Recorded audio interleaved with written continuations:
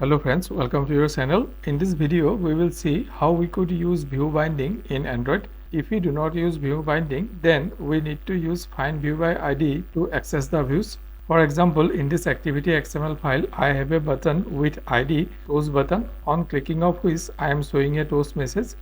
In the main activity, I am using find view by ID to set on-click listener on it.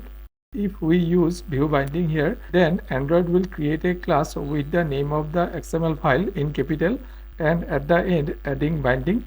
For example, here XML file name is activity_main, so the class name would be activity main binding. In left hand side project structure Android mode, under Gradle scripts we could see two build.gradle file. One is project level and other is module app level. To implement view binding, we will go to this module level build.gradle file, and inside Android block type build features suggestion will come, and inside curly brackets view binding assign true like this.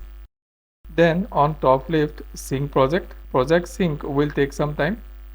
After that, in activity on top let int var binding activity main binding.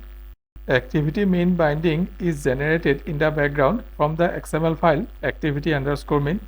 Inside onGrade method binding assign activity main binding dot inflate, and inside it layout inflator. Layout inflator is short for get layout inflator.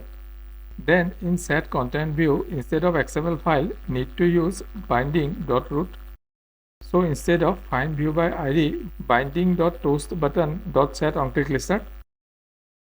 So that's it. On running the app and clicking the button, we could see the toast message. If this video is helpful, please give a like to the video, and to keep watching my videos, you could subscribe to the channel. See you in another video. Till then, bye and take care.